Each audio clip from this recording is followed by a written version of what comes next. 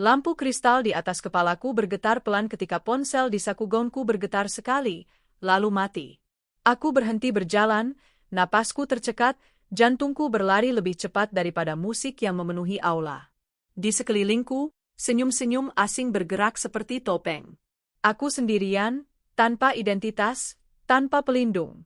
Sementara di ujung ruangan, seseorang mengendalikan alur malam ini tanpa perlu menoleh.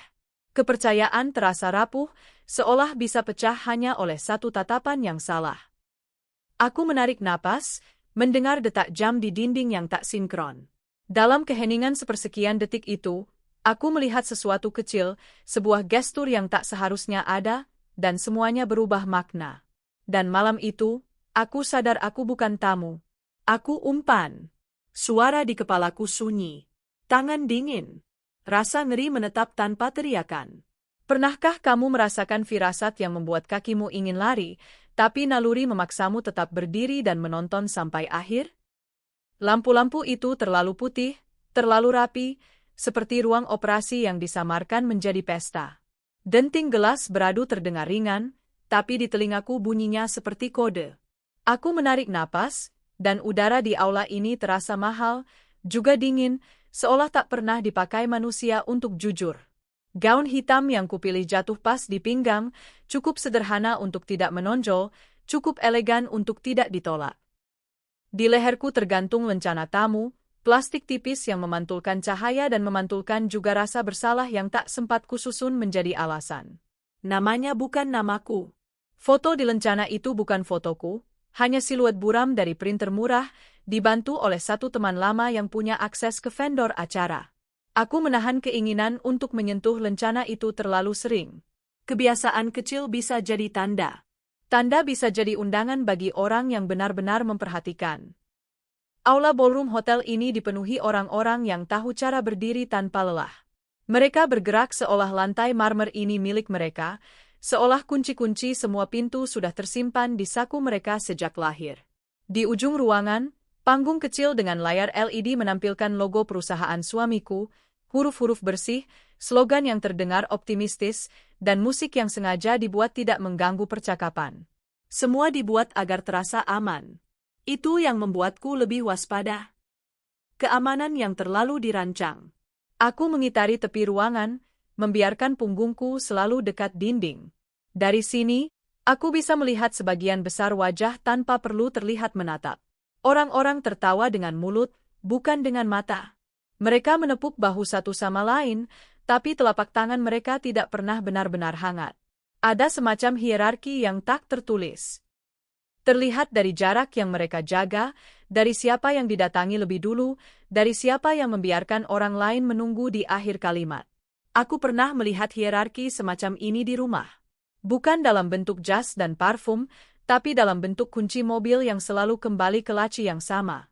Dalam bentuk suamiku yang pulang semakin malam dengan alasan yang semakin rapi.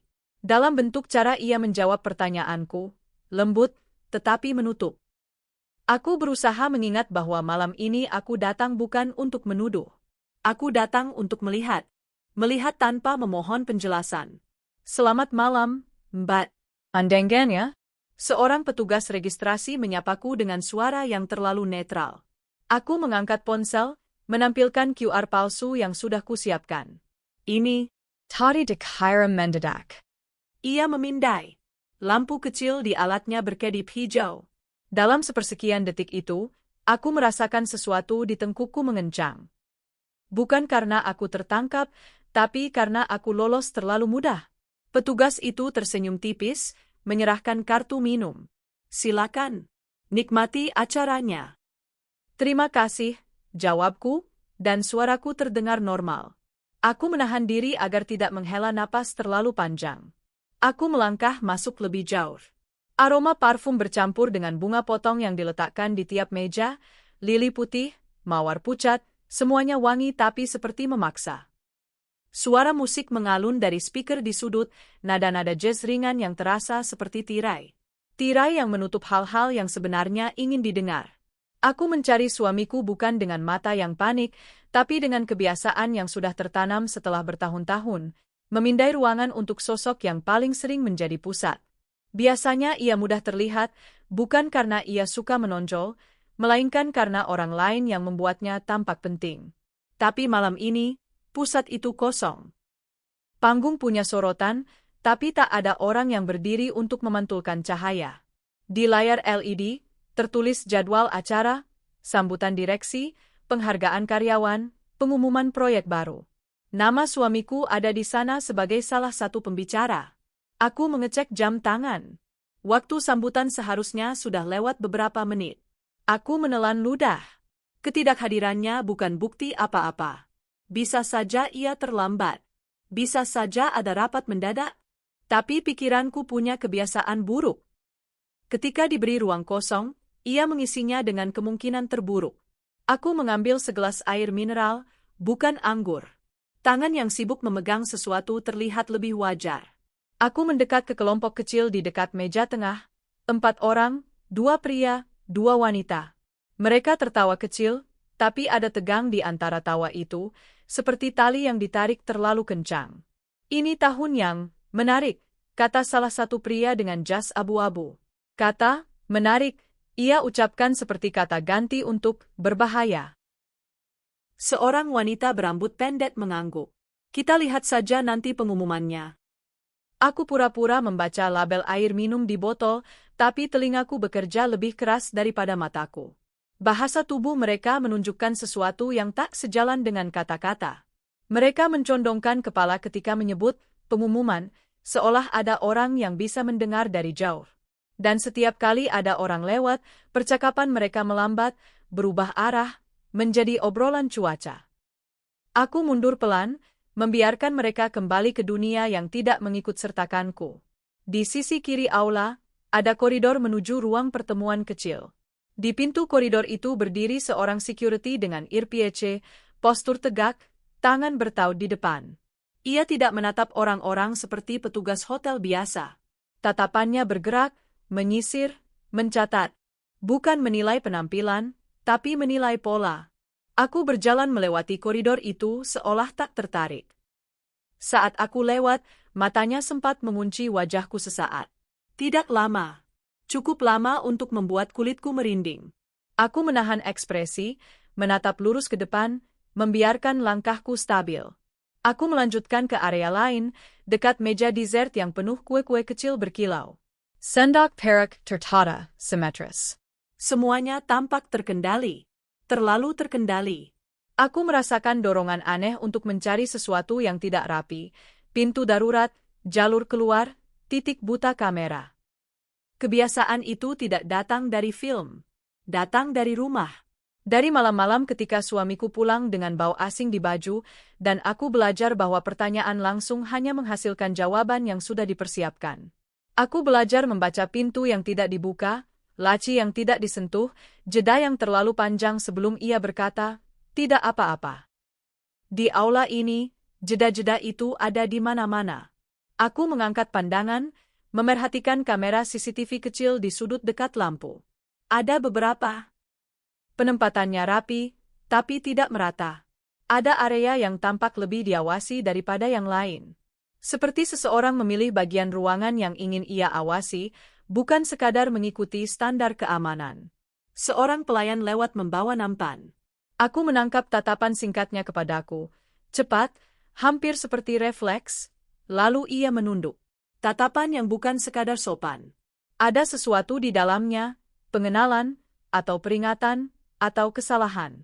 Aku menunggu ia lewat, lalu mengikutinya dari jarak aman. Langkah pelayan itu cepat, tidak terlalu tergesa, tapi jelas punya tujuan. Ia masuk ke pintu samping yang bertuliskan, staff only. Pintu itu tertutup rapat, dan di atasnya ada lampu kecil indikator akses. Aku berhenti beberapa meter dari pintu itu, pura-pura sibuk dengan ponsel. Di layar, aku membuka foto lama, aku dan suamiku di dapur, tangan kami berdebu tepung, tertawa tanpa alasan. Foto itu terasa seperti adegan dari hidup orang lain. Aku menatapnya beberapa detik terlalu lama sampai dadaku sesak, lalu menutup layar. Ada yang bisa dibantu, Mbak? Suara itu datang dari samping security. Yang tadi di koridor? Aku menoleh perlahan, membuat senyum kecil yang tidak mencapai mata. Saya cuma cari toilet. Ini hotelnya agak membingungkan. Ia mengangguk, tetap tenang. Toilet ada di belakang, lewat sana. Ia menunjuk arah yang bukan ke pintu staf, melainkan ke koridor kanan. Baik. Terima kasih, kataku, dan aku melangkah sesuai arah yang ia tunjuk. Aku tidak menoleh lagi, tapi aku merasakan tatapannya mengikuti punggungku sampai beberapa langkah. Aku merasakan itu seperti tekanan halus di kulit. Aku sampai ke koridor yang lebih sepi. Lampu di sini lebih hangat, karpet lebih tebal, suara musik dari aula menjadi jauh, teredam seperti dari bawah air. Ada 2 pintu toilet dan 1 pintu kecil bertanda, utility. Aku masuk toilet wanita, membasuh tangan meski tidak perlu, menatap wajahku di cermin. Wajah itu tampak tenang. Mata yang sedikit lebih lebar dari biasanya. Bibir yang menahan sesuatu. Aku berlatih sejak sore untuk terlihat biasa. Tapi sekarang, di bawah lampu toilet yang jujur, aku melihat retakan kecil, ketakutan yang tak bisa disembunyikan sepenuhnya. Aku membetulkan anting, merapikan rambut, memastikan lencana di leherku lurus. Aku menarik napas panjang, membiarkan udara masuk sampai dada terasa penuh, lalu menghembuskannya pelan. Ketika aku keluar, koridor masih sepi. Tapi ada suara langkah dari ujung. 2 orang lewat cepat, berbicara setengah berbisik. Dia belum datang, salah satu bertanya. Belum. Tapi pintu sudah disiapkan, jawab yang lain. Aku berhenti sejenak, membiarkan mereka lewat. Kata-kata itu pendek, tapi cukup untuk menyalakan sesuatu dalam kepalaku. Dia, bisa siapa saja. Pintu, bisa apa saja.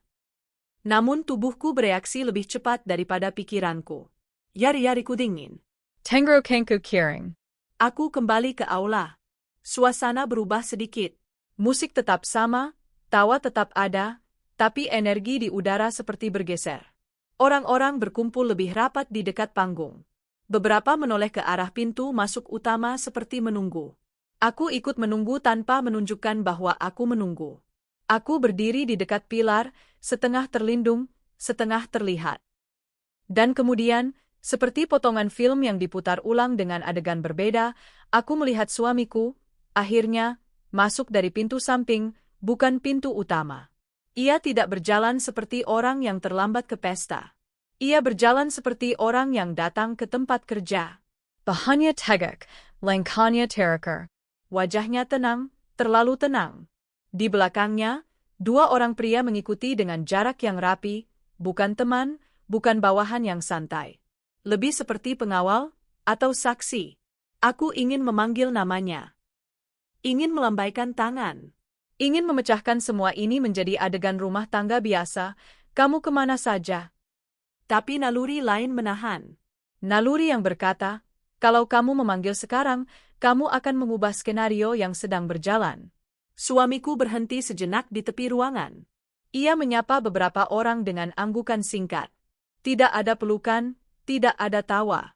Lalu ia memandang ke arah panggung, seolah mengecek bahwa semuanya siap. Aku mengamati dari jauh, dan aku menemukan sesuatu yang membuat dadaku seperti dijepit.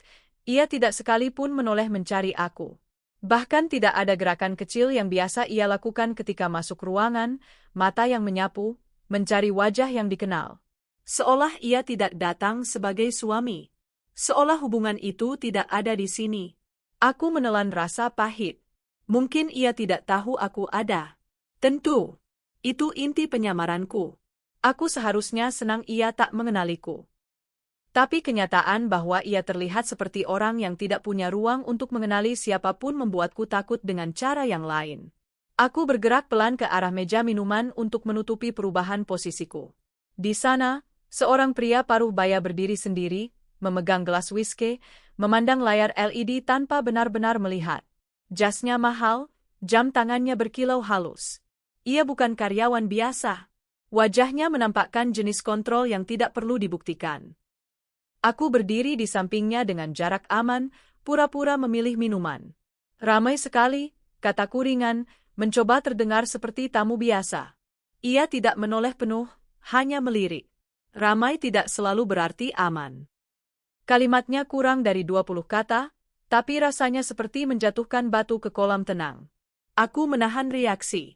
Bapak sering datang ke acara seperti ini. Sering. Tapi malam ini berbeda. Ia akhirnya menatapku, mata yang tenang, tajam, seperti bisa membaca kekhawatiran di bawah kulit. Aku tersenyum kecil, memaksa ringan. Bedanya apa? Ia mengangkat gelasnya sedikit, seolah memberi isyarat pada sesuatu yang tak terlihat. Ada orang yang akan kehilangan sesuatu malam ini. Aku merasakan punggungku mengeras. Kehilangan apa? Ia tidak menjawab. Ia memalingkan wajah kembali ke layar, seolah percakapan itu tidak pernah terjadi. Aku berdiri membeku beberapa detik. Musik di sekeliling terdengar lebih pelan. Suara tawa seperti berasal dari ruangan lain. Aku mundur, mencari tempat untuk berpikir. Saat itulah aku sadar, gerak-gerik security bertambah. Mereka lebih banyak di dekat koridor-koridor tertentu. Mereka tidak mengganggu tamu, tapi mereka menutup jalur dengan tubuh mereka, membuat beberapa area terasa seperti milik eksklusif. Aku memandang lagi ke pintu, staff only, yang tadi kulihat dari jauh. Pintu itu sekarang dijaga 2 orang. Namun lampu indikator akses di atasnya berkedip pelan, seperti napas mesin. Aku menilai rute keluar. Pintu utama di depan, pintu samping dekat panggung, pintu darurat di belakang yang tertutup tirai. Aku menandai semuanya dalam kepalaku seperti orang yang sedang menghafal jalan pulang, padahal aku sudah berada di tempat yang seharusnya aman. Seseorang menyenggol bahuku ketika lewat. Aku menoleh refleks. Seorang wanita dengan gaun merah, parfum tajam, menatapku sejenak lebih lama dari wajar. "Kamu dari divisi mana?" tanyanya cepat, seolah tes kecil. Aku menyiapkan jawaban yang sudah kulatih. "Vendor. Bagian dokumentasi." Ia menahan tatapannya, lalu tersenyum tipis tanpa hangat. "Oh, satu suku kata." Tapi aku merasakan dia menandai aku dalam pikirannya. Wanita itu berjalan pergi tanpa menoleh lagi. Aku berdiri, mencoba tetap tenang, sementara otakku berteriak pelan, "Penyamaranmu rapuh. Terlalu banyak mata yang bekerja." Aku memutuskan untuk bergerak. Bukan lari. Bukan sembunyi. Bergerak seperti orang yang punya hak berada di sini. Aku berjalan menuju koridor kiri, mendekati area yang dijaga, dengan langkah yang tidak mempercepat. Setiap langkah seperti melawan naluri. Ketika aku mendekati, salah satu security mengangkat tangan. "Maaf, area ini terbatas." Aku berhenti, menahan napas sepersekian detik. Di belakangnya, aku bisa melihat pintu dengan akses kartu. Di sisi pintu ada panel kecil, lampunya redup. Pintu itu tampak seperti pintu ke ruangan rapat VIP atau ruang kontrol acara. "Aku diminta ke sana," kataku, kalimat yang sengaja kubuat menggantung, seolah ada nama besar di belakangnya. Security itu memandang lencana di leherku. Pandangannya turun, lalu naik lagi. Aku menunggu. Aku tidak bergerak. Aku membiarkan detik berjalan, membiarkan udara menegang. Dan tepat ketika aku merasa ia akan mengatakan, "Tidak," panel di samping pintu itu berbunyi pelan, bip pendek, tanpa disentuh siapapun. Lampu indikator berubah hijau. Pintu yang seharusnya terkunci itu terbuka perlahan ke arah dalam. Security itu menoleh singkat ke panel, seolah ia sendiri terkejut, lalu kembali menatapku, kali ini dengan ekspresi yang tidak lagi netral. Bukan marah, bukan curiga, lebih seperti memastikan aku masuk. Aku berdiri kaku, jantungku mendadak sangat keras di telinga. Ruang di balik pintu itu gelap, hanya ada garis cahaya tipis yang memanjang di lantai seperti jalur yang ditarik khusus untukku.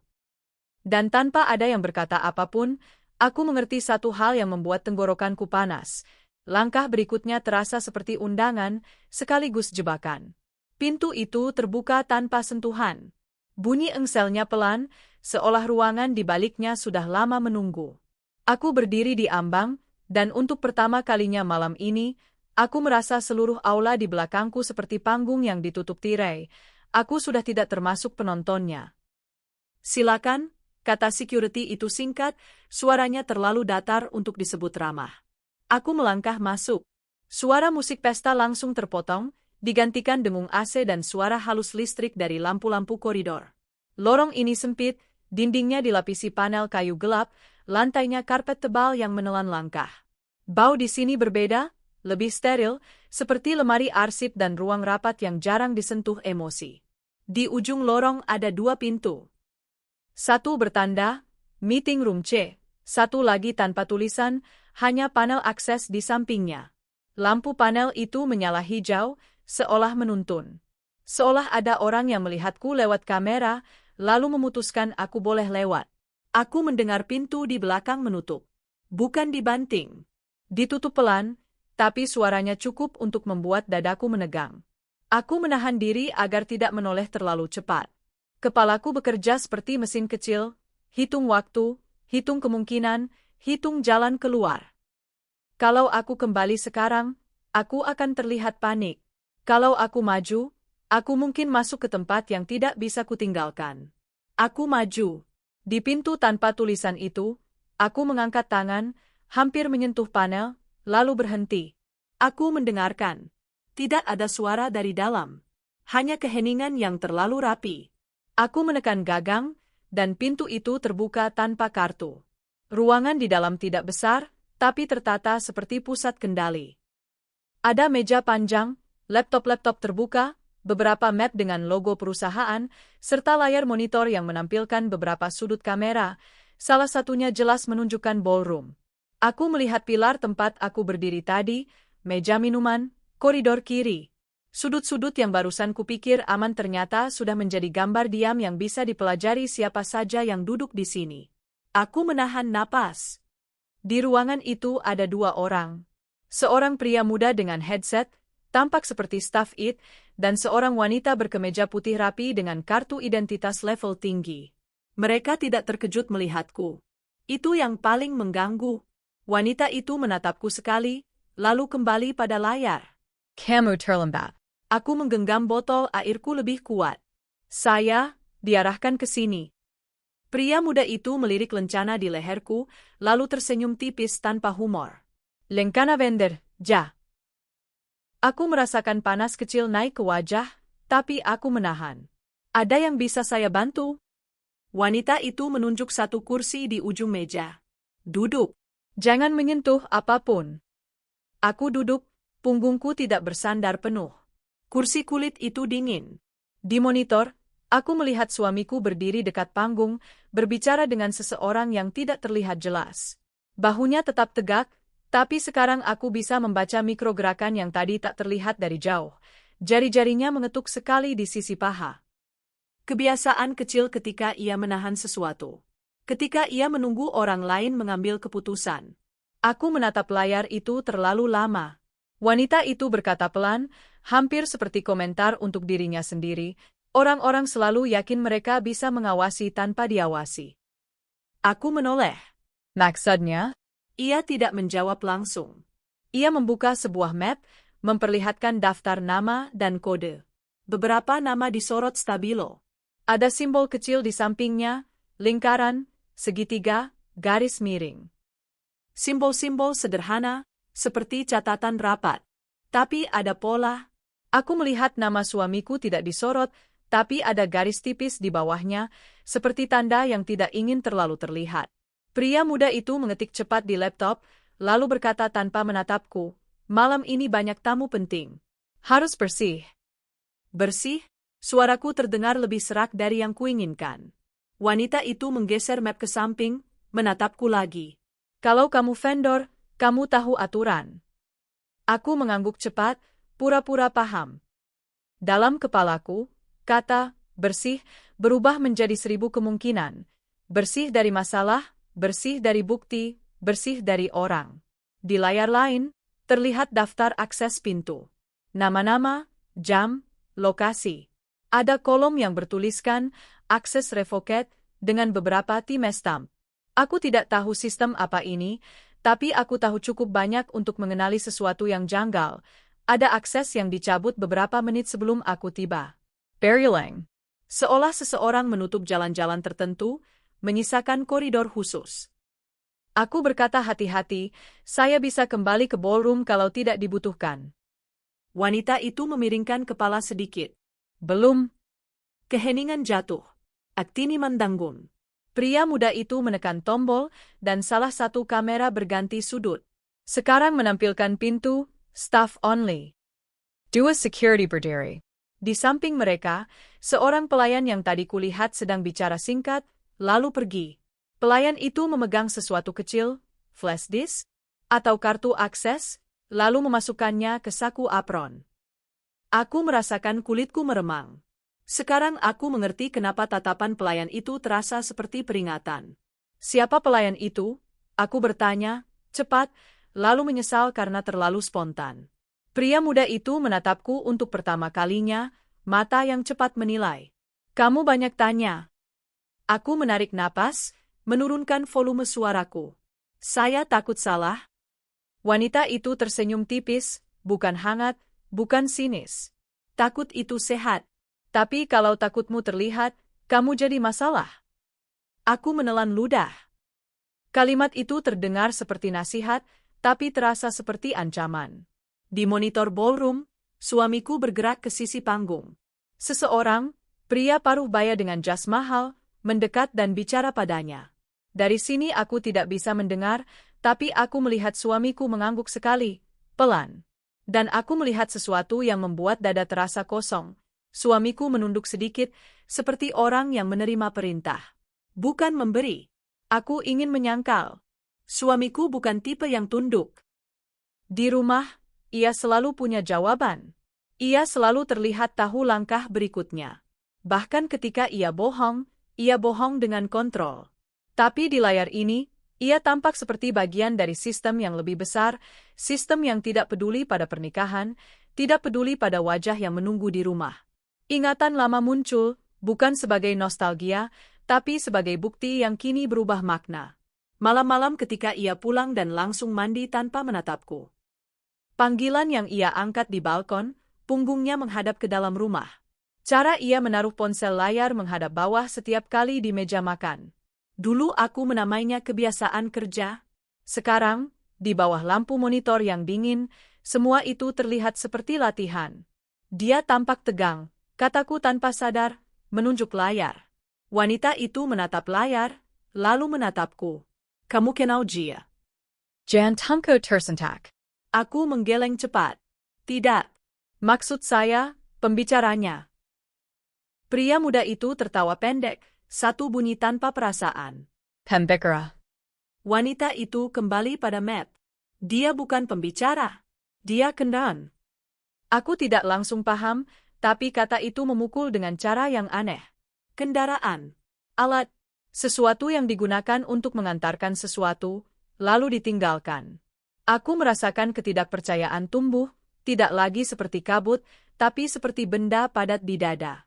Aku menghitung lagi, siapa mereka, kenapa aku di sini, kenapa pintu terbuka untukku. Kalau ini murni kebetulan, terlalu banyak kebetulan yang rapi.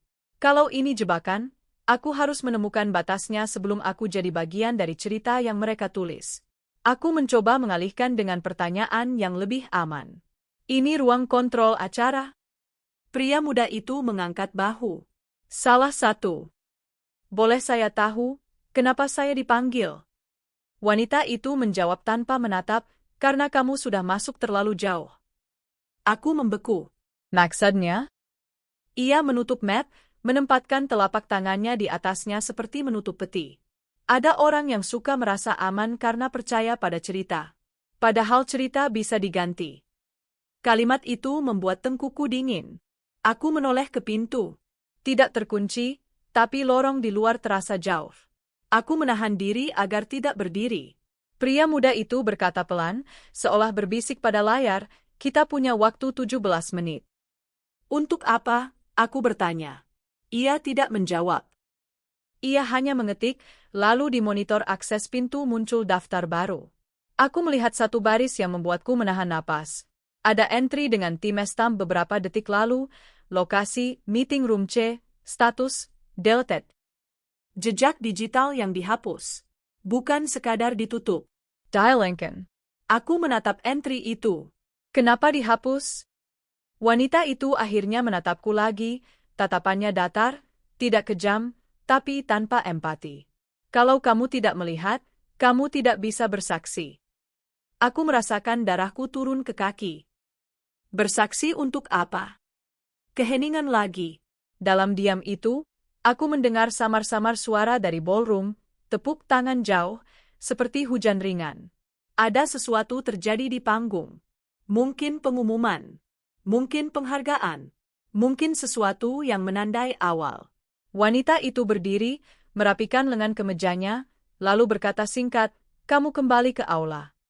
Aku ikut berdiri, terlalu cepat. Sekarang? Sekarang. Suaranya tidak memberi ruang.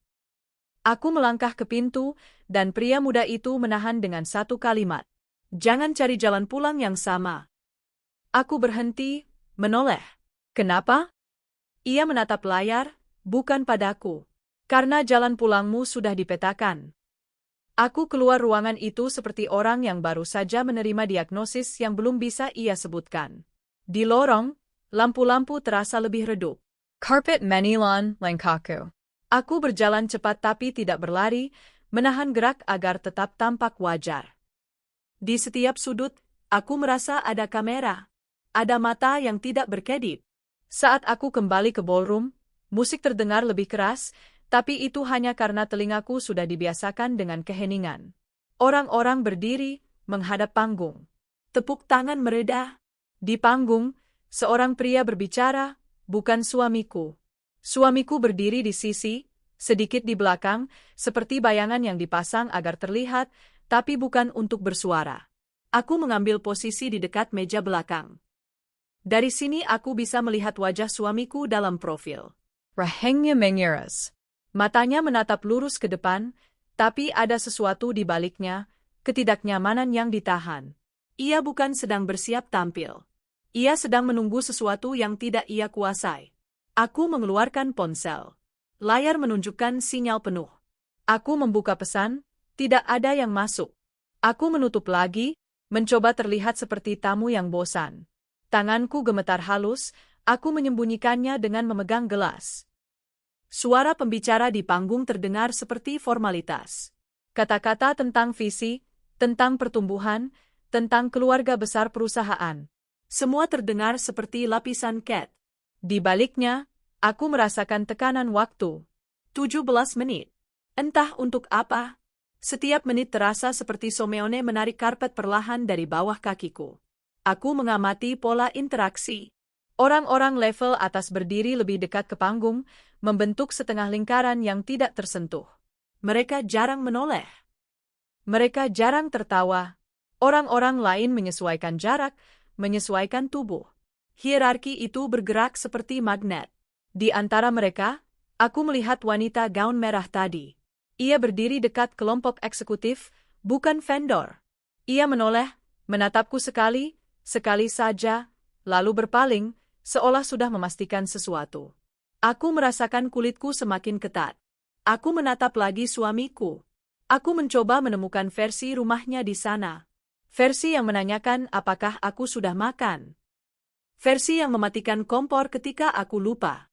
Tapi yang kulihat hanya pria dengan jas, berdiri di tempat yang ditentukan, menunggu sinyal. Aku membenci diri sendiri karena masih ingin percaya. Tapi kepercayaan itu mulai runtuh bukan karena drama besar, melainkan karena detail kecil. Cara ia tidak menoleh sama sekali. Cara ia tidak tampak bebas bahkan dalam pesta perusahaannya sendiri. Cara ia menjadi bagian dari sesuatu yang ia sembunyikan dariku, mungkin bahkan dari dirinya. Aku menekan layar ponsel sekali lagi, lebih untuk menenangkan tangan. Dan tepat saat aku hendak mengunci layar, sebuah notifikasi muncul tanpa suara. Tidak ada nama pengirim. Tidak ada nomor. Hanya satu baris pendek, seolah diketik cepat. Jangan lihat ke kanan. Napas berhenti di kerongkongan. Aku menahan refleks untuk menoleh. Aku memaksa mataku tetap pada panggung, padahal seluruh tubuhku ingin memutar kepala. Jantungku berdetak keras, tapi wajahku harus tetap tenang, seperti topeng yang dipahat halus. Aku mencoba mengambil tangkapan layar, jari menyentuh kombinasi tombol. Ponsel bergetar kecil. Tapi sebelum layar memotret, pesan itu hilang. Seolah tidak pernah ada. Notifikasi menguap, ruang chat kosong, tidak ada jejak, tidak ada riwayat. Aku menatap layar kosong itu beberapa detik, merasakan rasa dingin merambat dari ujung jari ke dada. Di sekelilingku, pesta tetap berjalan. Orang-orang kembali tersenyum. Musik kembali menutup celah. Tapi aku berdiri dalam sunyi yang berbeda, sunyi yang membawa peringatan. Aku tidak menoleh ke kanan. Aku tidak bergerak. Aku hanya merasakan, di bawah sorotan lampu putih yang terlalu rapi, bahwa kebenaran menunggu di tempat yang paling dihindari, dan malam ini, tempat itu mungkin bukan ruangan terkunci, melainkan seseorang yang selama ini kupanggil rumah. Aku akhirnya menoleh ke kanan. Bukan karena berani, tapi karena tubuhku lelah menahan. Dan yang kulihat membuat seluruh kebisingan pesta runtuh menjadi dengung kosong di kepalaku. Di balik pilar marmer, tidak jauh dari tempatku berdiri, wanita berkemeja putih dari ruang kontrol berdiri dengan dua orang pria. Salah satunya adalah pria parubaya dengan jam mahal, yang tadi mengatakan seseorang akan kehilangan sesuatu malam ini. Mereka tidak menatap panggung. Mereka menatapku. Aku menurunkan pandangan secepat mungkin, pura-pura membaca pesan di ponsel yang sudah kosong. Jantungku berdebar keras, tapi aku memaksanya berdetak teratur. Kepanikan adalah bahasa yang mudah dikenali. Aku tidak boleh berbicara dengan bahasa itu. Tepuk tangan kembali menggema. Pembicara di panggung selesai. Orang-orang bergerak, bercampur lagi, seperti air yang dilepas dari bendungan. Aku ikut bergerak, membiarkan arus membawaku ke arah yang tidak mencolok. Aku melewati meja-meja, senyum-senyum, bahu-bahu yang bersentuhan sebentar lalu menjauh. Aku merasakan kesendirian yang total, anehnya, justru karena terlalu banyak orang di sekelilingku. Aku membutuhkan bukti, bukan perasaan, bukan firasat. Sesuatu yang bisa menancap dan berkata, ini nyata, ini bukan paranoia. Aku teringat monitor di ruang kontrol. Meeting room C akses yang dihapus. Tanpa berpikir panjang, aku mengubah arah menuju koridor yang berlawanan dengan jalur utama. Aku berjalan seperti orang yang tahu kemana ia pergi, bukan seperti orang yang melarikan diri. Setiap langkah terasa seperti negosiasi dengan rasa takut. Di koridor, lampu kembali hangat. Suara pesta memudar. Aku mendengar langkah di belakangku, tapi aku tidak menoleh. Menoleh akan membuatku terlihat curiga. Aku memperlambat langkah, lalu mempercepat lagi, menciptakan ritme yang tidak mencolok. Langkah di belakangku menyamai. Aku merasakan keringat dingin di telapak tangan. Meeting room si Ada di Ujung Lorong. Pintu kayu gelap dengan jendela kaca buram.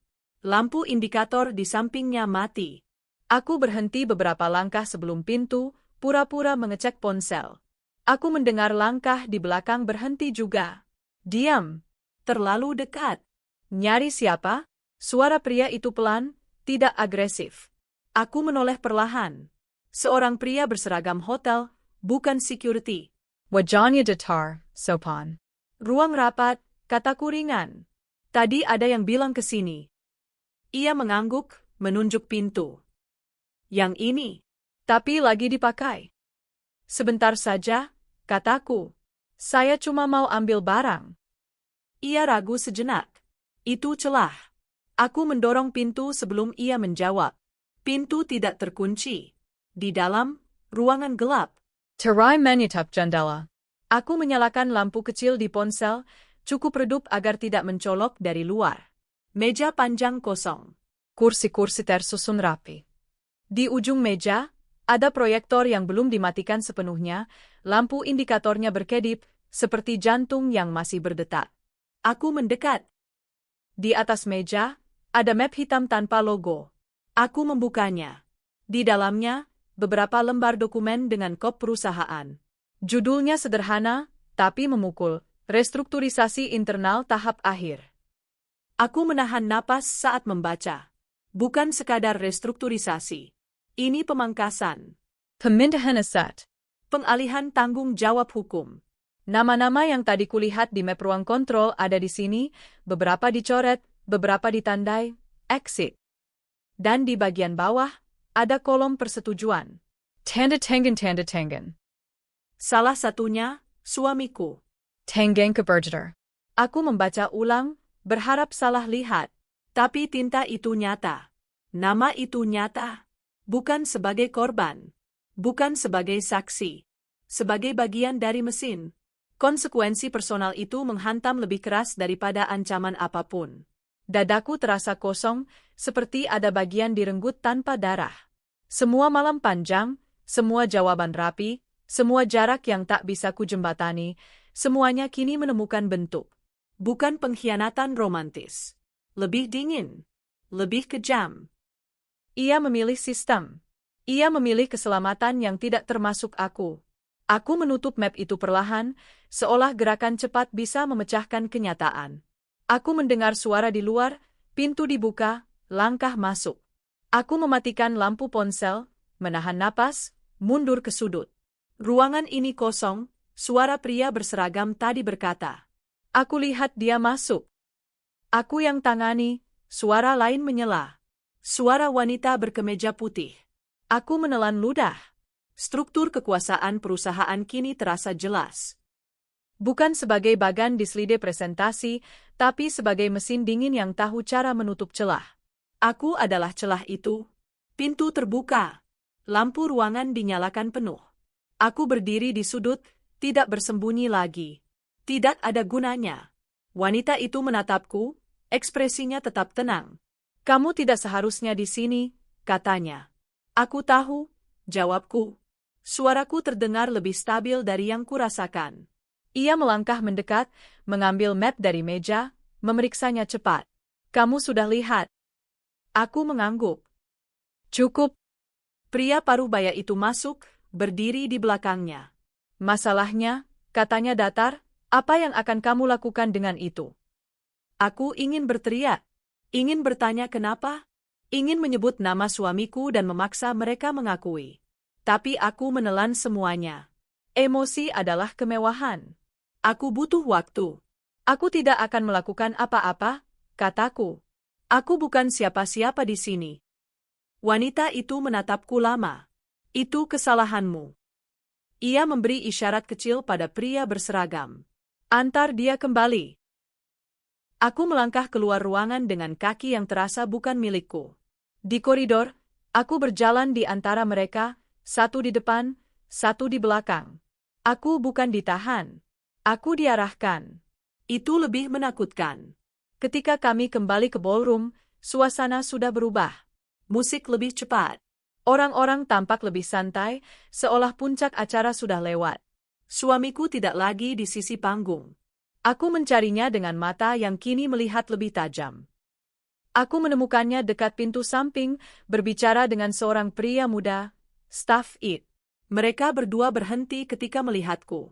Swamika menatapku. Untuk pertama kalinya malam ini, tatapan itu benar-benar mengenai aku. Mata kami bertemu. Tidak ada pengenalan. Tidak ada kejutan. Hanya pengukuran. Aku berjalan mendekat, jantungku berteriak di dalam dada, wajahku tetap tenang. Maaf, kataku pada pria muda itu. Aku butuh bicara sebentar.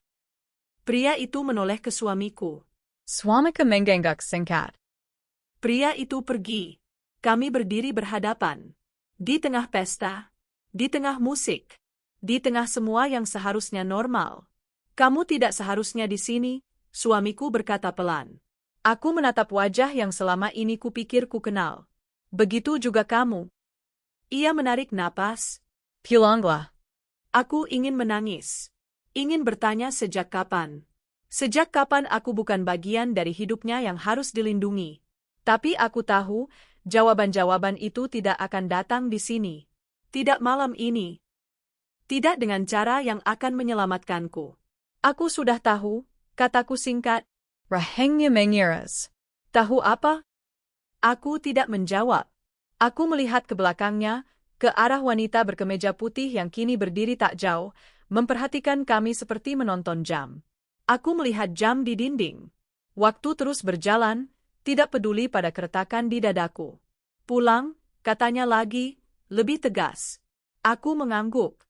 Aku berbalik. Aku berjalan menjauh tanpa menoleh lagi. Setiap langkah adalah keputusan untuk tetap hidup. Aku bergerak menuju pintu darurat yang tadi kutandai. Tirai tibel menutupnya. Aku menyibak tirai itu perlahan. Pintu itu tidak terkunci, tapi ada alarm kecil di atasnya. Aku menilai cepat. Risiko meningkat. Pintu keluar menyempit. Di belakangku, aku mendengar langkah cepat. Bukan langkah tamu. Langkah yang tahu tujuannya. Sebentar, suara itu memanggil. Bukan suamiku. Aku berhenti. Aku menutup mata sejenak, merasakan napas di paru-paru.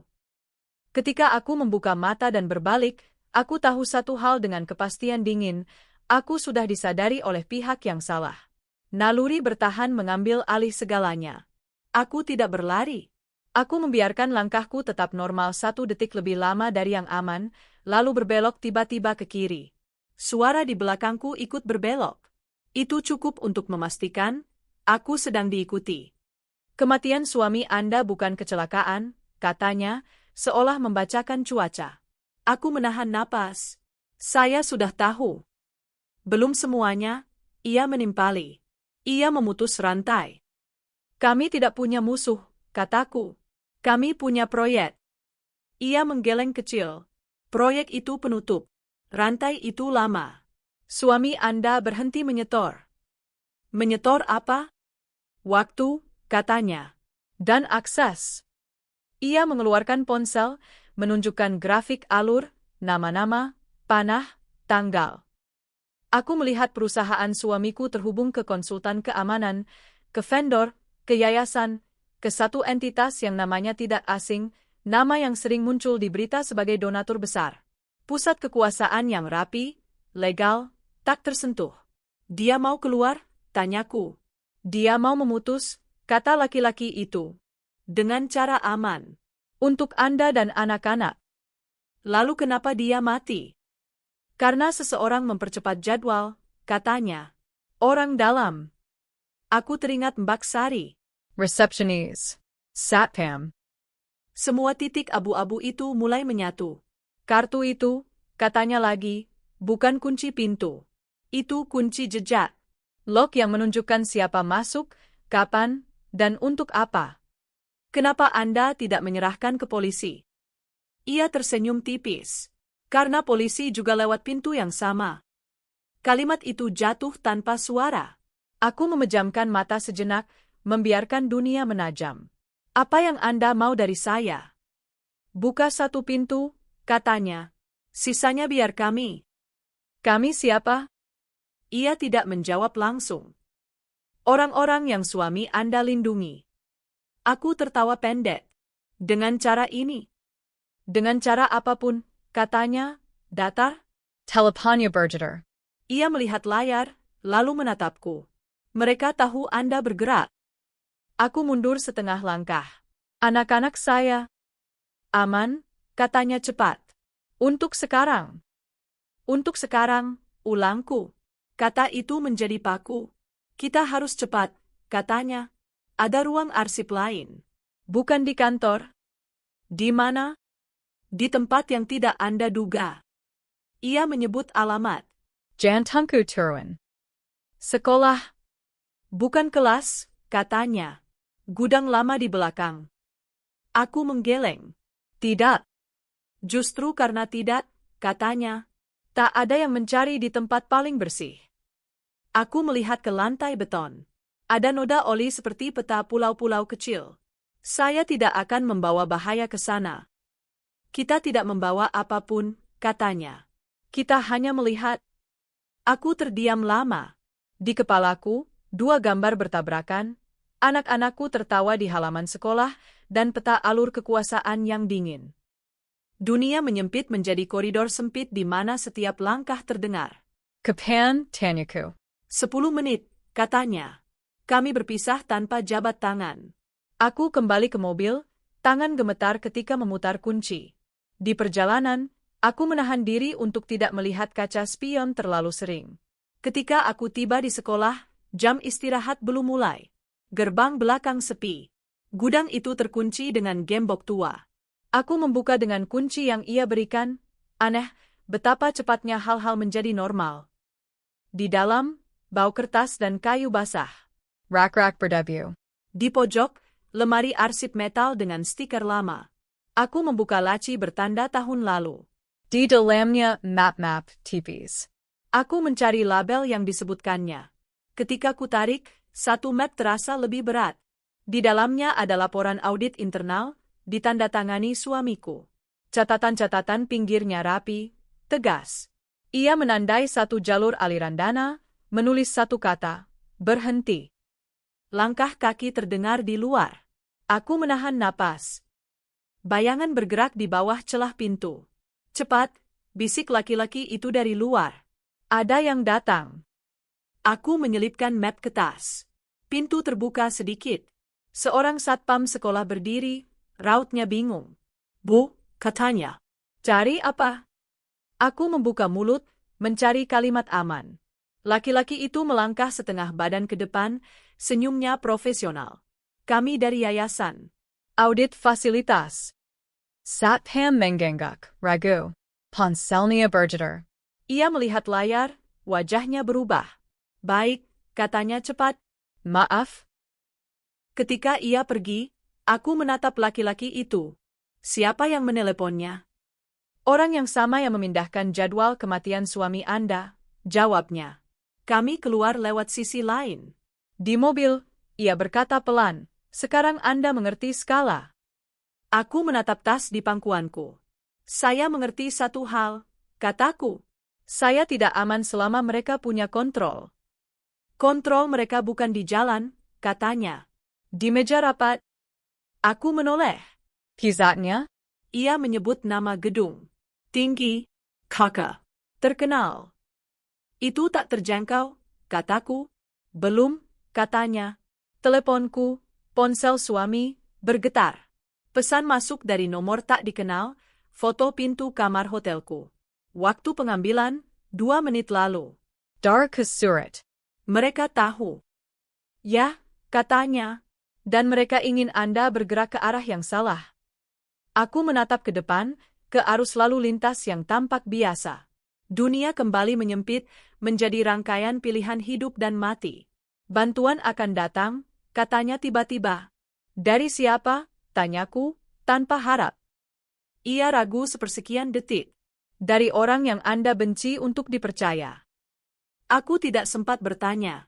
Di kaca spion, aku melihat mobil hitam tanpa plat depan, jaraknya terlalu dekat. Lampunya menyala sekali, kode yang tidak kukenal. Aku menekan gas.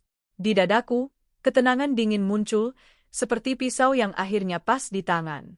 Jika mereka sudah menutup semua pintu, maka aku akan memilih jendela.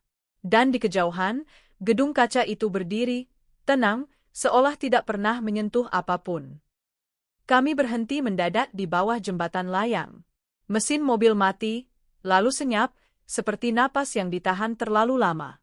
Di atas, roda-roda melintas tanpa peduli. Di dalam, aku merasakan detak jantungku sendiri, cepat dan terukur, seperti menghitung kesalahan yang belum terjadi. Aku tidak bisa langsung membawamu ke mereka, kata laki-laki itu tanpa menoleh. Terlalu berisik. Lalu kemana? Tanyaku. Ke orang yang membenci mereka, jawabnya.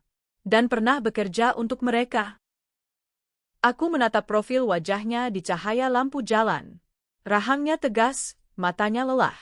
Orang seperti ini tidak menawarkan bantuan karena kebaikan. Ia menawarkan karena kalkulasi. Kami berganti mobil di tempat yang tampak seperti bengkel biasa, bau oli, radio tua, kipas berdecit. Seorang perempuan keluar dari ruangan belakang, rambutnya diikat cepat, jaketnya kusam. Tatapannya menusuk, bukan kepadaku, tapi ke tas di tanganku. Itu dia? Tanyanya.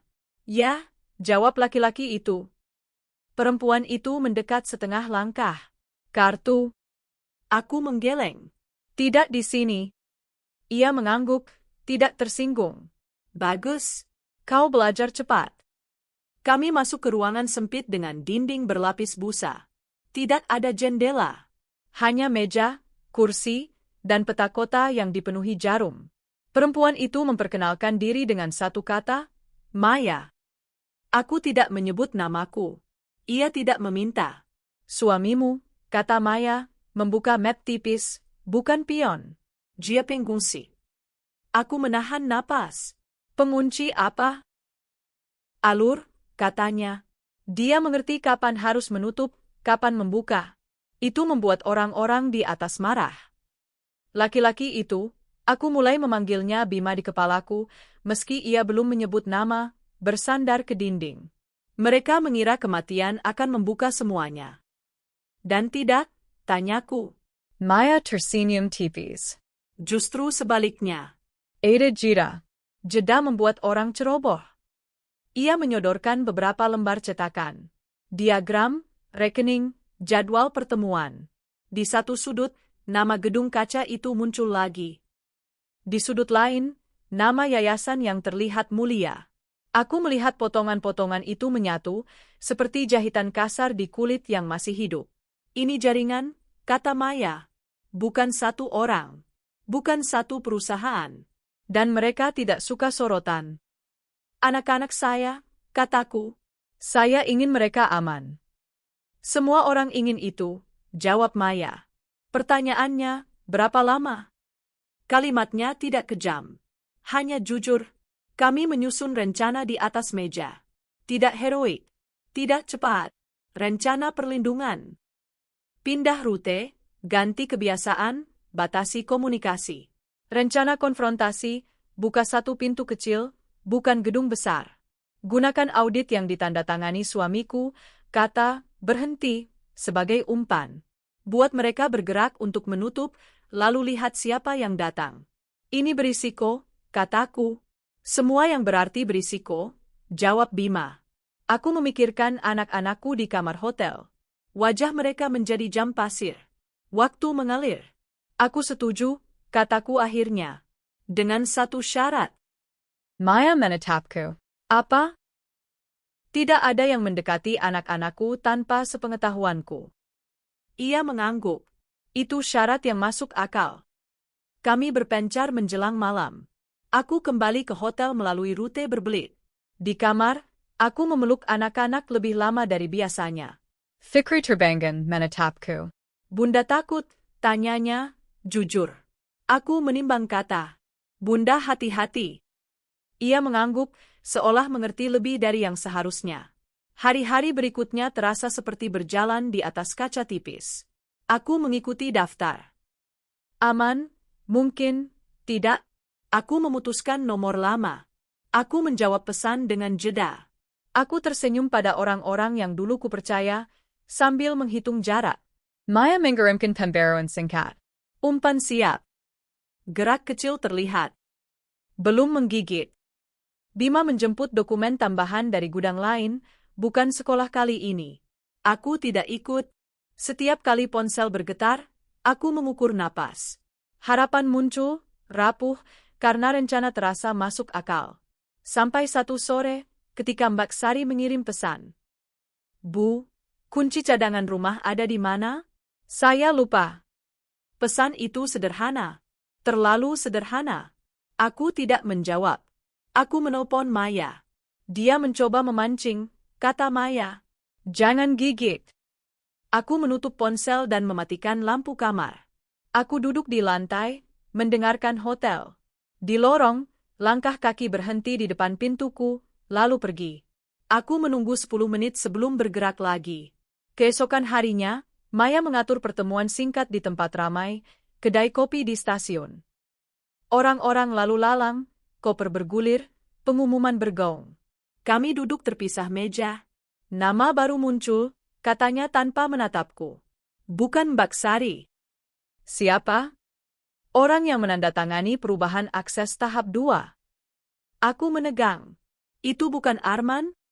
Bukan, katanya. Itu pejabat yayasan. Kata pejabat membuat dunia kembali menyempit. Tak tersentuh.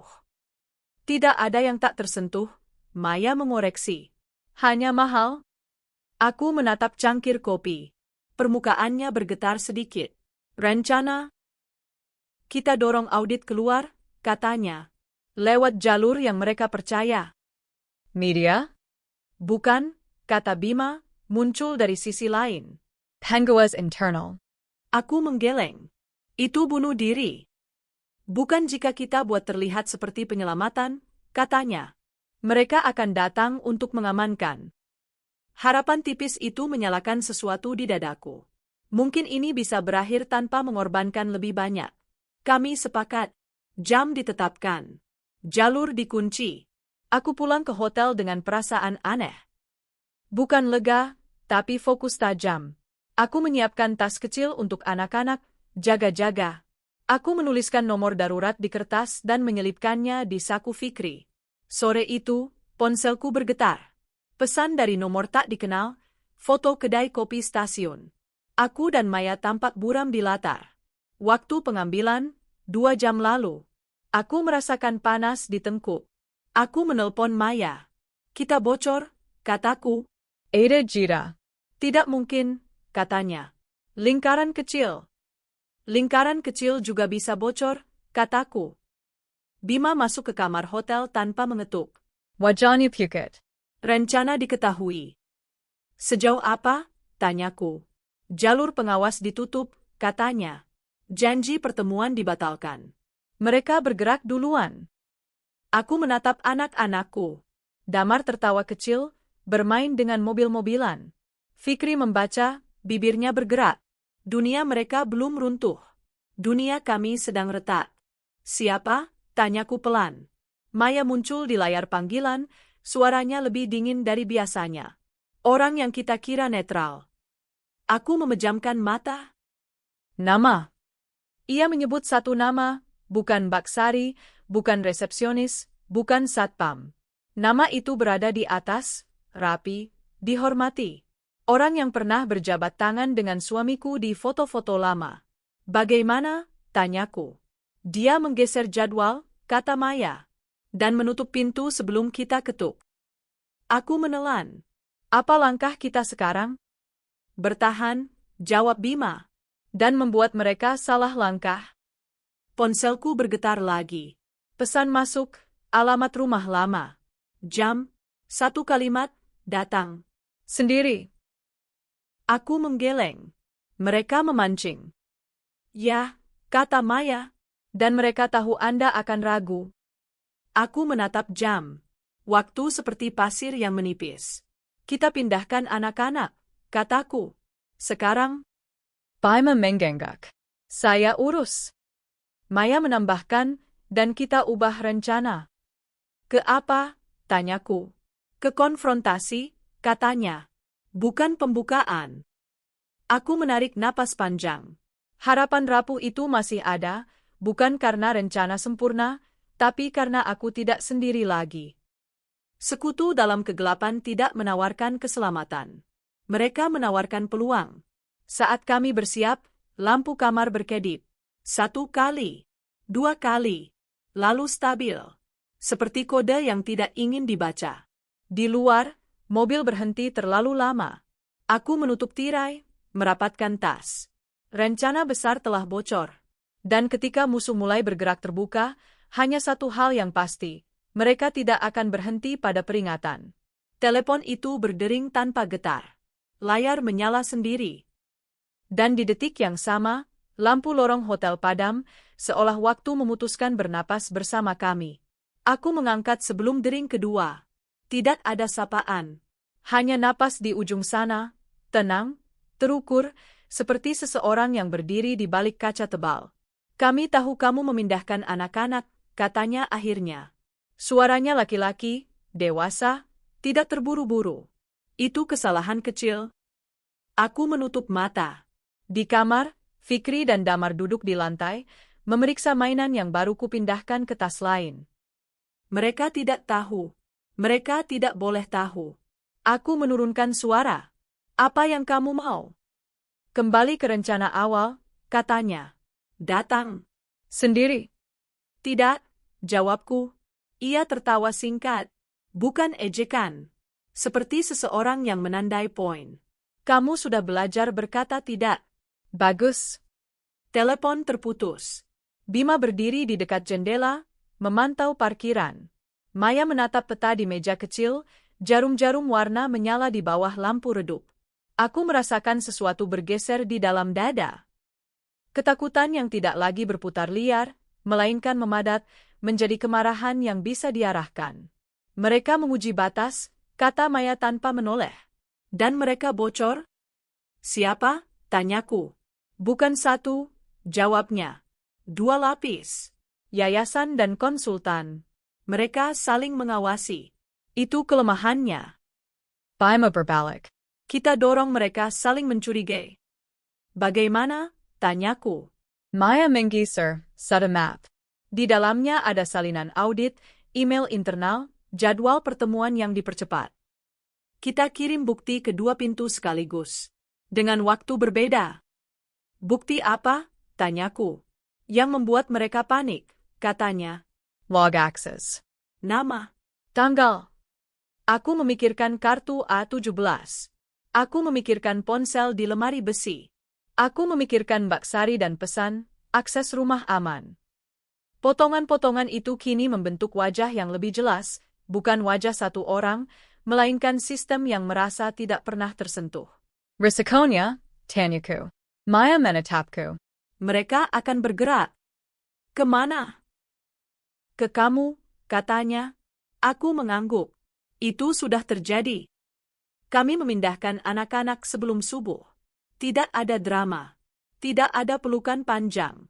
Hanya tas kecil, jaket tipis, dan satu janji di telingaku sendiri. Aku tidak akan salah langkah. Bima mengatur kendaraan lain. Rute berubah. Waktu dipatahkan. Ketika pintu tertutup, aku berdiri sebentar di lorong kosong, merasakan kehilangan kecil yang terasa seperti amputasi.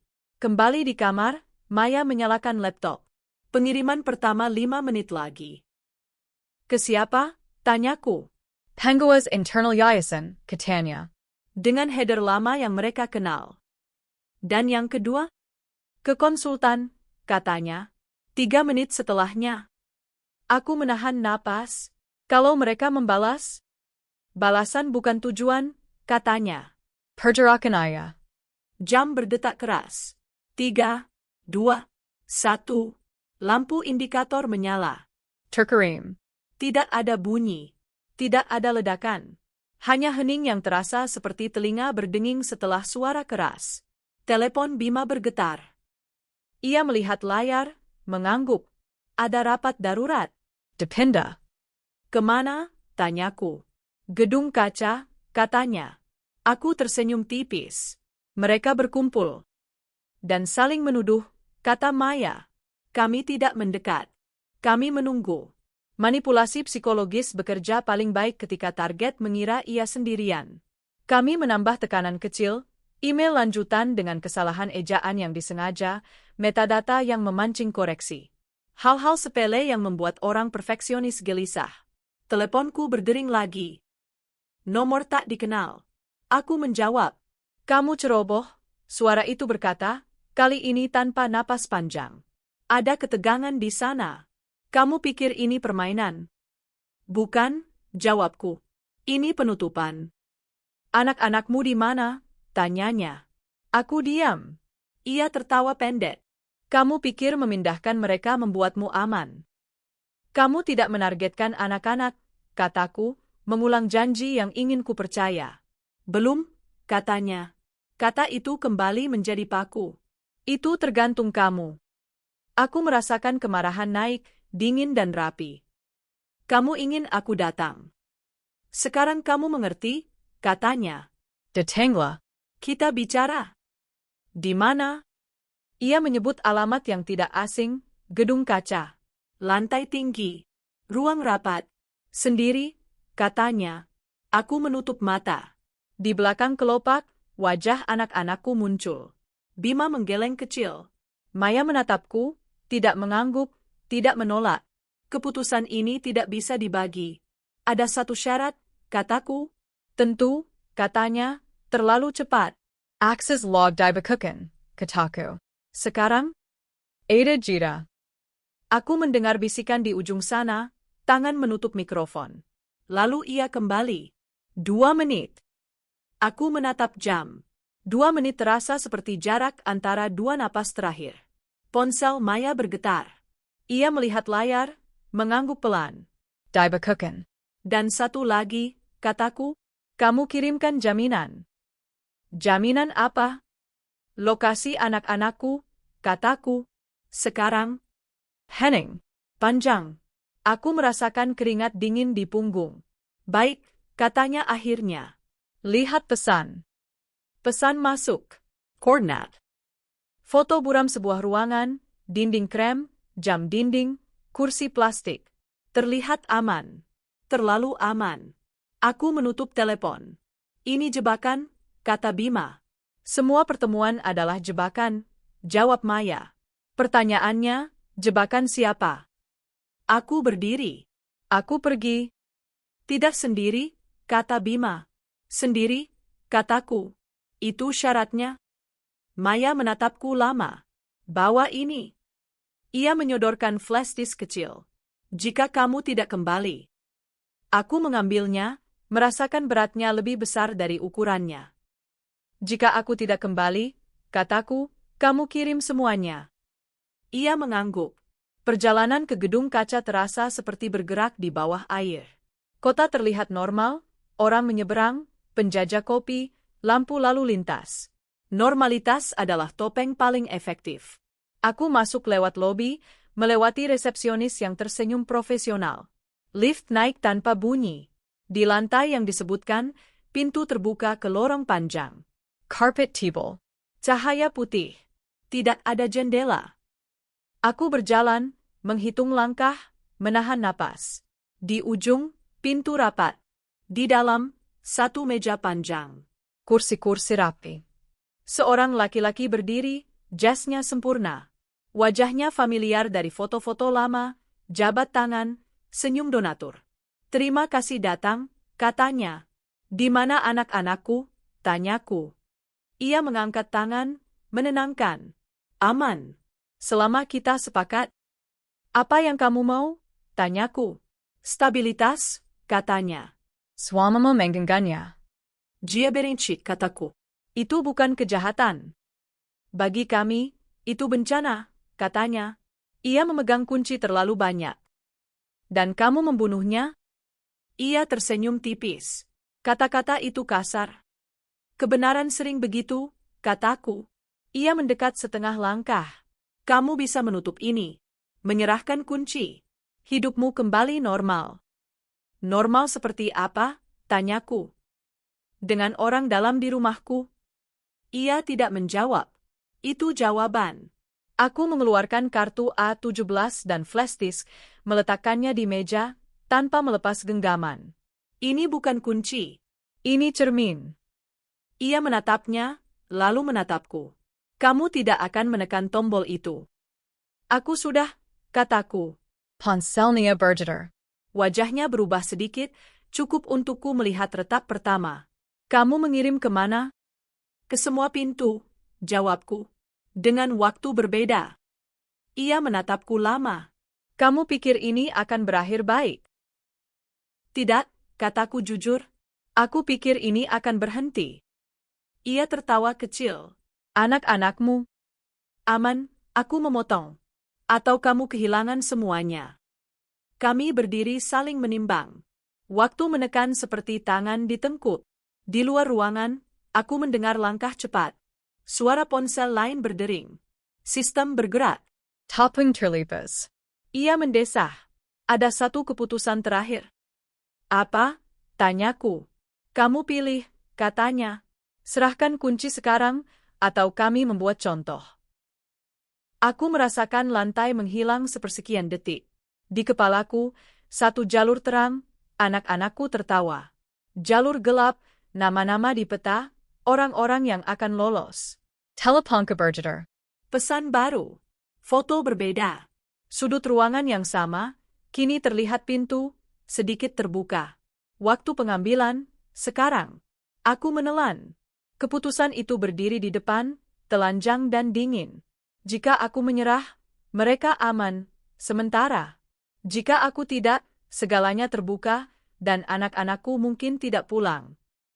Aku mengangkat pandanganku. Aku mau jaminan. Ia menggeleng. Waktu habis. Aku menutup mata. Menarik napas. Dan di detik itu, aku tahu, apapun pilihanku, tidak ada jalan kembali. Lift berhenti dengan hentakan lembut. Pintu terbuka.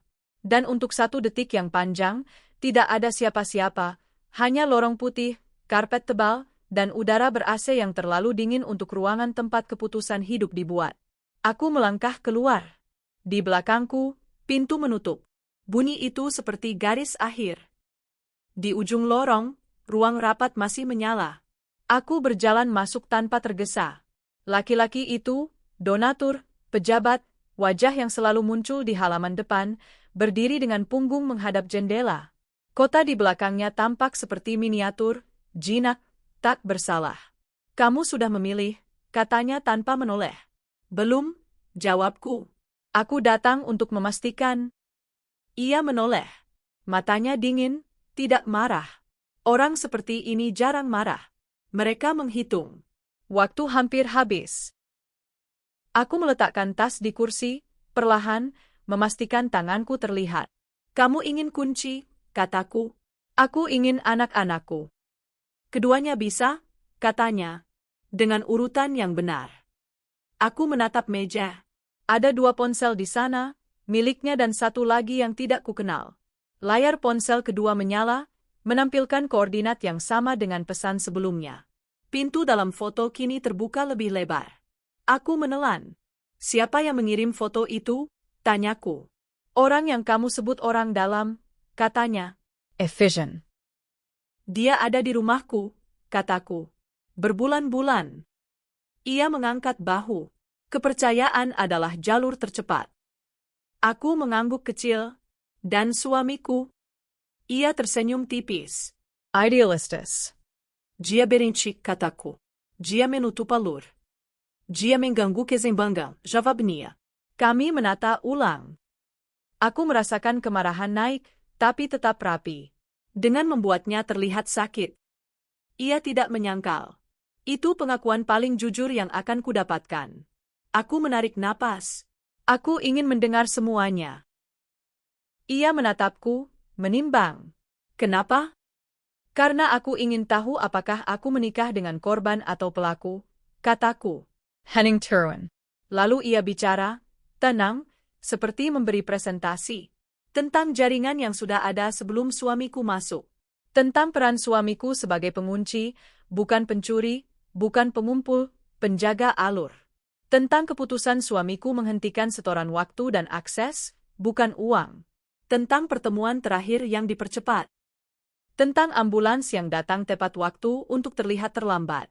Setiap kalimat terasa seperti paku kecil, rapi, menahan potongan kebenaran agar tidak berantakan. Dia tidak sempurna, katanya.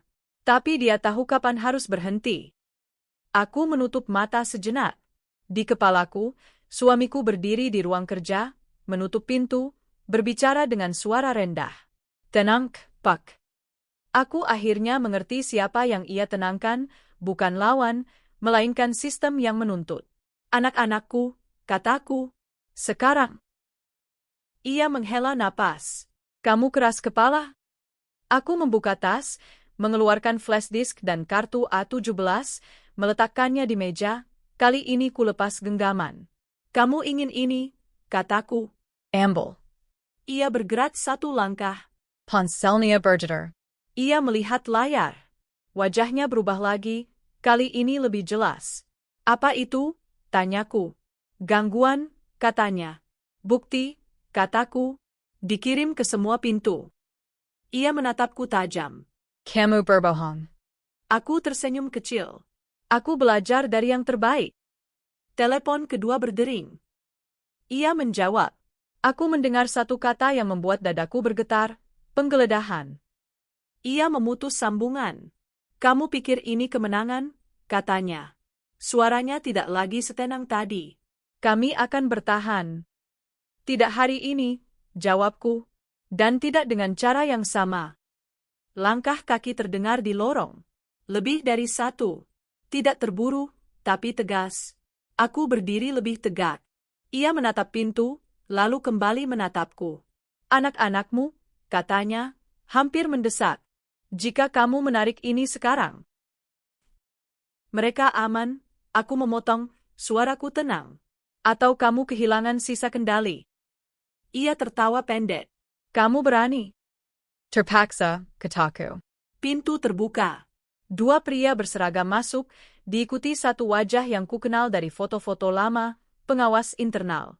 Bahannya kaku, profesional. Ruangan mendadak terasa sempit. Ada yang bisa kami bantu? Tanya pengawas itu. Laki-laki di depanku mengatur ulang wajahnya, menarik senyum. Kesalahpahaman. Aku melangkah maju setengah langkah. Tidak, kataku. Ini penutupan. Aku menyerahkan flash disk ke pengawas. Tanganku tidak gemetar. Log access. Audit. Nama. Waktu. Pengawas menatapnya, lalu menatap laki-laki itu. Tidak ada drama. Hanya keputusan yang diambil di kepala orang yang terbiasa membaca risiko. Kami perlu bicara, kata pengawas. Laki-laki itu menatapku lama. Di matanya, aku melihat sesuatu yang jarang kulihat sejak ini dimulai, kehilangan kendali. Anak-anakmu, katanya pelan, terakhir kali mencoba. Ponsel keberjeter. Pesan masuk. Foto baru. Pintu ruangan yang sama, kini tertutup. Jam dinding terlihat jelas. Waktu berjalan. Aku mengangkat ponsel, memperlihatkan layar pada pengawas. Mereka di sini, kataku. Dan aku ingin mereka pulang. Pengawas menggengak singkat. Ia memberi instruksi cepat. Satu panggilan keluar. Satu perintah. Menit terasa seperti jam. Aku berdiri, menatap lantai, menahan napas agar tidak runtuh sebelum waktunya. Di luar, suara langkah semakin ramai. Sistem bergerak. Bukan sistem mereka, tapi sistem yang lebih besar, lebih lambat, namun tak terelakkan. Teleponku bergetar lagi. Pesan masuk. Foto pintu yang terbuka. Dua anak berdiri di belakang seseorang, wajahnya terpotong, tapi aku mengenal jaket kusam itu. Mbak Sari. Matanya tidak terlihat. Hanya tangannya yang terangkat, menyerahkan sesuatu ke kamera. Air mata naik, tapi aku menahannya. Aku tidak akan memberi mereka itu. Pulang, tulis pesan berikutnya. Satu kata. Balasan datang cepat. Baik. Pengawas mengangguk pada seseorang di luar. Amble. Laki-laki itu menutup mata. Untuk sesaat, ia terlihat tua. Ini belum selesai. Aku menatapnya. Untuk anak-anakku, cukup. Aku keluar ruangan sebelum aku mendengar apapun lagi. Lorong terasa lebih panjang. Lift turun perlahan. Di lobi, waktu terasa berhenti. Ketika pintu terbuka dan aku melihat mereka, Fikri dan Damar berdiri di dekat meja resepsionis, memegang tangan seseorang dari tim. Lututku hampir menyerah. Aku berjongkok, memeluk mereka. Bau rambut, hangat tubuh kecil, napas yang kembali normal, semua itu membuat dunia kembali punya gravitasi. Bunda lama, kata Fikri. Maaf, bisikku. Bunda sudah di sini. Kami pergi tanpa menoleh. Di luar, cahaya sore menyentuh gedung kaca dengan cara yang sama seperti pagi, indah, netral, seolah tidak pernah menjadi saksi. Malam itu, di kamar yang baru, bukan hotel, bukan rumah lama, aku duduk sendirian setelah anak-anak tidur. Ponsel di tangan. Pesan masuk dari Maya, mereka ditahan. Tidak semuanya.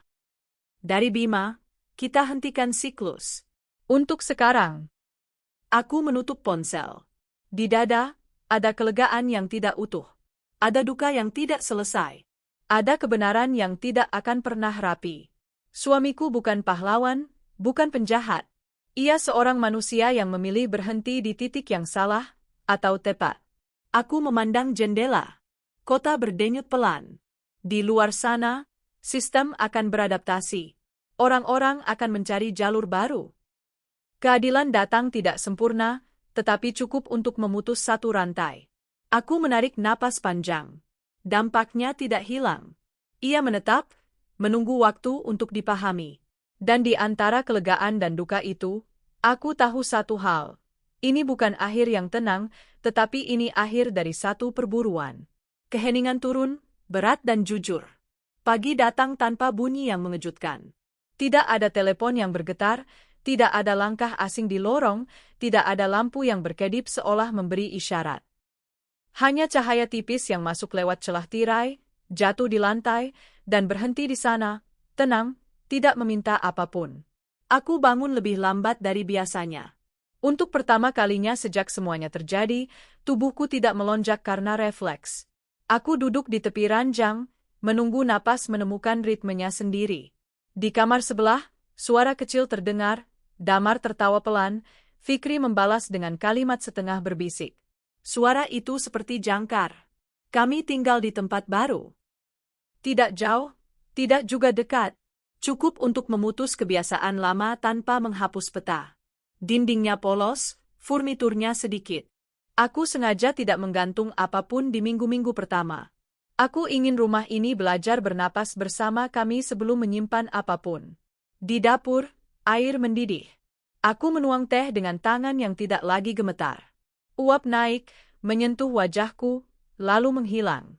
Hal-hal kecil kembali memiliki bentuk. Sendok dicangkir, bunyi kompor, bau roti panggang. Aku belajar mempercayai pagi lagi. Bunda, Fikri berdiri di ambang pintu, rambutnya berantakan. Hari ini sekolah? Aku mengangguk. Ayah. Bunda ikut. Antar saja. Ia tersenyum. Senyum yang dulu terasa rapuh kini lebih utuh. Damar memeluk kakiku, lalu berlari ke kamar mandi, menyanyi dengan nada yang salah. Aku membiarkannya. Nada yang salah juga bagian dari hidup. Perjalanan ke sekolah terasa berbeda. Aku masih memeriksa kaca spion, tapi tidak lagi setiap detik. Jalanan tampak seperti jalanan, bukan peta ancaman. Di gerbang sekolah, wali kelas menyapa dengan canggung yang jujur. Tidak ada pertanyaan. Tidak ada rasa ingin tahu yang berlebihan. Aku berterima kasih dalam hati pada orang-orang yang tahu kapan harus diam.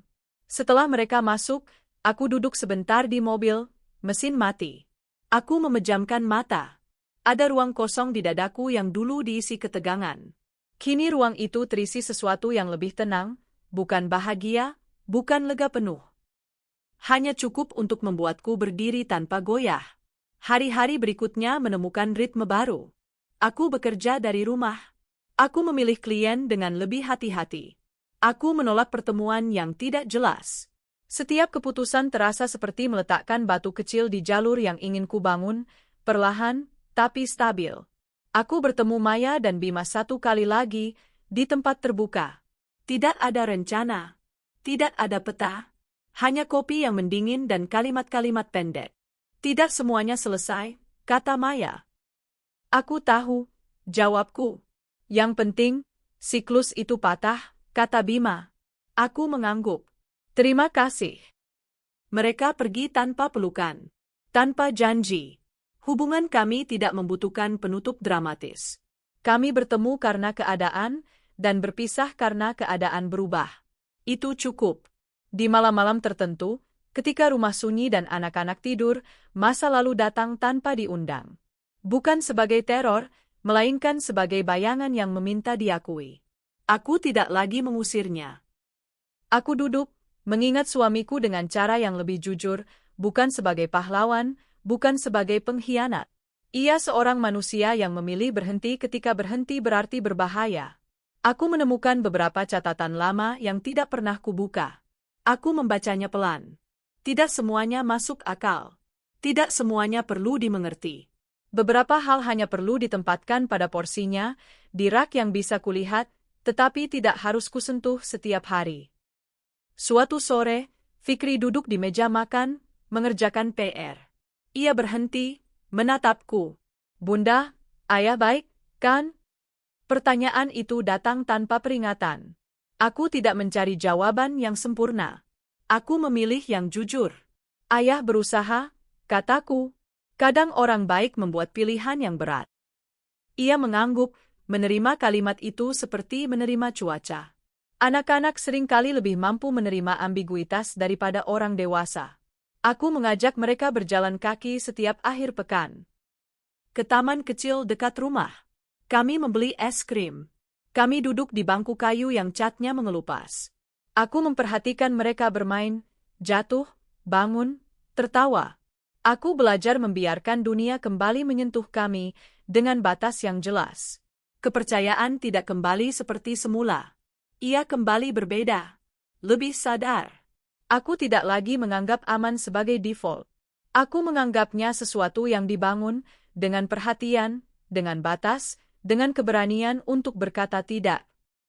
Keadilan datang dalam bentuk yang tidak spektakuler. Berita singkat di halaman belakang. Nama-nama yang menghilang dari posisi. Penyelidikan yang berjalan lambat. Beberapa orang lolos. Beberapa tidak. Aku tidak menunggu semua berakhir untuk melanjutkan hidup. Aku belajar bahwa menunggu adalah bentuk lain dari menyerahkan kendali. Suatu malam, aku berdiri di jendela, memandangi hujan yang turun pelan. Bunyi air di atap seperti napas panjang. Aku merasakan bekas luka. Tidak perih, tidak juga mati rasa.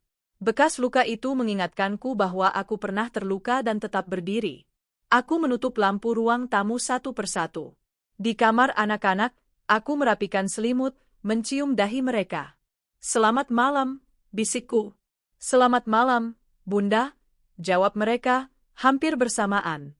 Aku kembali ke kamar, duduk di tepi ranjang. Ponselku diam. Tidak ada pesan. Tidak ada koordinat. Hanya waktu yang berjalan dengan caranya sendiri. Aku berbaring, memejamkan mata. Di dalam keheningan itu, aku tidak mencari akhir yang sempurna. Aku menerima akhir yang cukup aman, cukup jujur, cukup manusiawi. Dan untuk pertama kalinya setelah lama, keheningan tidak menakutkan. Ia hanya ada. Seperti rumah yang akhirnya belajar bernapas bersama kami.